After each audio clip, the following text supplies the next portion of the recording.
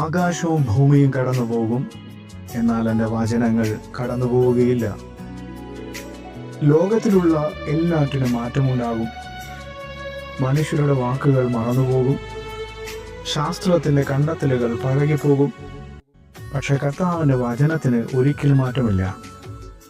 കടന്നു പോകുന്നവയിൽ മനസ്സുറപ്പിക്കാതെ കടന്നു പോകാത്ത വചനത്തിൽ ഹൃദയമുറപ്പിച്ച് കർത്താവിൻ്റെ രണ്ടാം വരവിനായി നമ്മെ തന്നെ ഒരുക്കാനിടയാകട്ടെ. ആദിമസഭയിൽ പ്രാർത്ഥിച്ചിരുന്നത് പോലെ മാറാനാത്ത കർത്താവെ വേഗം വരണമേ എന്ന് പ്രത്യാശയോടെ പ്രാർത്ഥിക്കാൻ കഴിയുക എന്നതും പ്രധാനപ്പെട്ടതാണ്. കാരണം വചനത്തിൽ ജീവിക്കുന്നവർക്ക് ഈശോയുടെ രണ്ടാം വരവ് പേടിപ്പെടുത്തുന്ന അനുഭവമല്ല, മറിച്ച് പ്രത്യാശയുടെയും സന്തോഷത്തിൻ്റെ ദിനമാണ്.